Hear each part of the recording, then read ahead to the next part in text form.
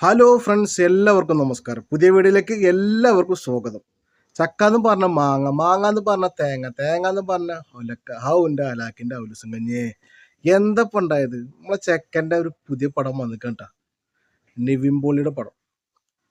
നിവിൻ പോളി തിരിച്ചു വന്നു എന്ന് പറയേണ്ട ഒരു ഐറ്റാണ് വന്നിട്ടുള്ളത്. നല്ല പടം എന്ന് പറഞ്ഞു കഴിഞ്ഞാൽ നല്ല പടം.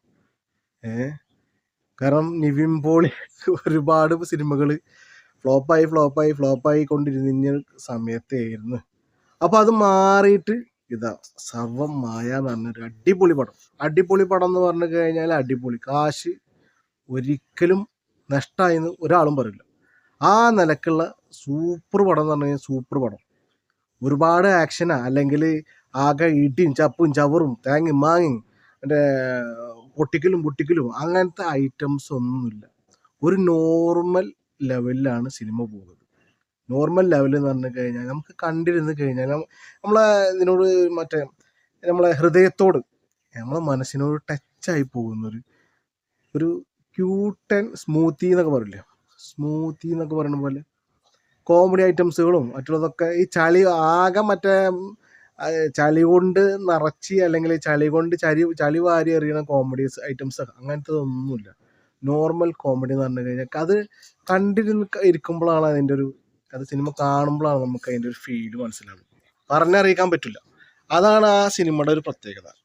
നിവിൻ പോളി സൂപ്പർ എന്ന് പറഞ്ഞു കഴിഞ്ഞാൽ ഒരു രക്ഷയില്ല. കാരണം സൂപ്പർ എന്ന് പറയുന്നതിന് മുകളിലൊരു വാക്കുണ്ടോ എന്നുള്ളത്, വെരി സൂപ്പർ അങ്ങനെയൊക്കെ പറയില്ലേ. അപ്പൊ അതിനപ്പുറം പറയേണ്ടി വരും. ആ നിലക്ക് നല്ല അടിപൊളിയായിട്ട് നിവിൻ പോളിയുടെ ആ ഒരു സ്റ്റാൻഡ് ഔട്ടായിട്ടുണ്ടായിരുന്നു. ആ സ്റ്റാൻഡ് എന്ത് ചെയ്തിട്ടുണ്ട്, നിവിൻ പോളി തിരിച്ചു പിടിച്ചിട്ടുണ്ട് എന്ന് ഈ സിനിമ കണ്ട് കഴിഞ്ഞിറങ്ങുന്ന സമയത്ത് നമുക്ക് മനസ്സിലാവും. അതാണ് നിവിൻ പോളി ഈ സിനിമയിൽ ചെയ്തു വെച്ചിട്ടുള്ളത്. എന്താ ക്യാരക്ടർ, ഒന്നും പറയാനില്ല. അടിപൊളി പടം എന്ന് പറഞ്ഞു കഴിഞ്ഞാൽ അടിപൊളി പടം. നിവിൻ പോളിയുടെ ഒരുപാട് സിനിമകൾ ഇങ്ങനെ ഇറങ്ങി ഇങ്ങനെ പൊട്ടി പൊട്ടലൊരു അവസാനല്ലേ എന്ന് വരെ ജനങ്ങൾ ചിന്തിച്ചു പോയിട്ടുണ്ടായിരുന്നു. പക്ഷെ ചെക്കൻ ഈ പടത്തിൽ തകർത്ത്. നിവിൻ പോളി സൂപ്പർ എന്ന് പറഞ്ഞു കഴിഞ്ഞാൽ സൂപ്പർ. നിവിൻ പോളി ഫാൻസിനൊക്കെ ഇപ്പോൾ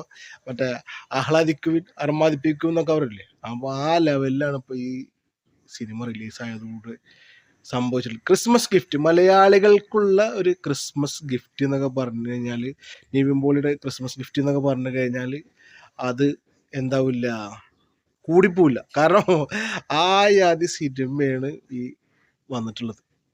ക്രിസ്മസിന് എൻജോയ് ചെയ്യാൻ പറ്റിയ അടിപൊളി സിനിമ, ധൈര്യമായിട്ട് കയറാൻ പറ്റിയ സിനിമ, ഫാമിലിയൊക്കെ കൂട്ടിയിട്ട് ഒരു കുഴപ്പമില്ലാണ്ട് എൻജോയ് ചെയ്ത്.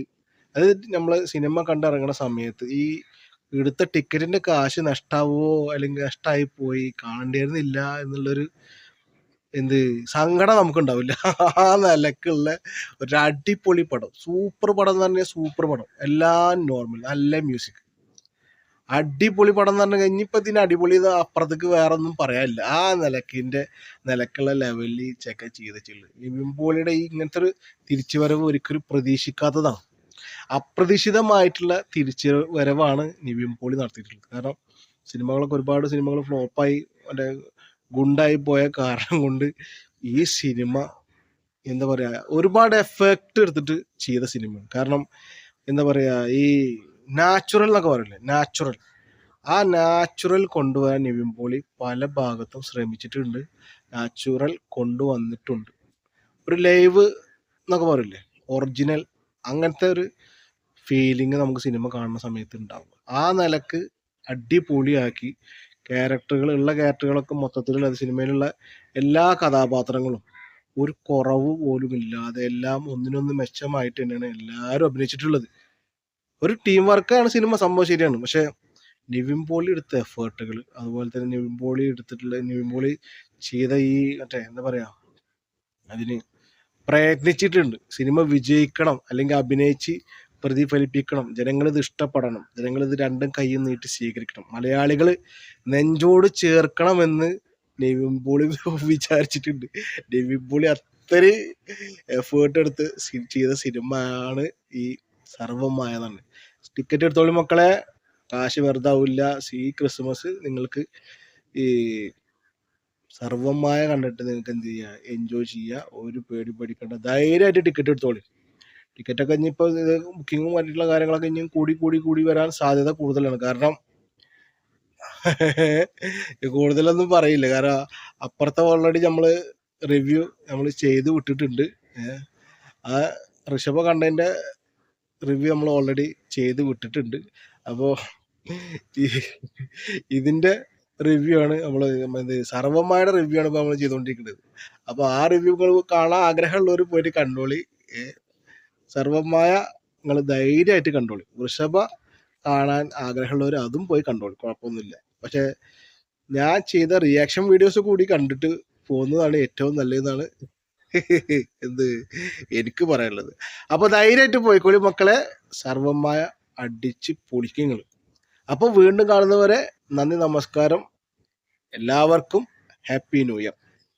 നിവിമൂളിയെ ഇതുപോലത്തെ സിനിമകളായിട്ട് വന്നു കഴിഞ്ഞാൽ ജനങ്ങൾ രണ്ട് കൈയും നീട്ടി സ്വീകരിക്കും. ഇങ്ങനെ അഭിനയിക്കുക, ജനങ്ങളാണ്ട് ഏറ്റെടുക്കട്ടെ, ജനങ്ങളാണ്ട് സൂപ്പർ സ്റ്റാർ ആക്കട്ടെ. ജനങ്ങൾ എന്ത് ചെയ്യട്ടെ, ആട് സൂപ്പർ സ്റ്റാർ ആക്കട്ടെ. നല്ല നല്ല സിനിമകളായിട്ട് അഭിനയിച്ച് മുന്നോട്ട് പോയി കഴിഞ്ഞാൽ സൂപ്പർ സ്റ്റാർ പദവിയിലേക്ക് എന്തായാലും എത്തും, അടിപൊളിയാവും. അപ്പോൾ സർവമായ വൻ വിജയമായി തീരട്ടെ എന്ന് ആശംസിക്കുന്നു. വീണ്ടും കാണുന്നവരെ എല്ലാവർക്കും നന്ദി, നമസ്കാരം.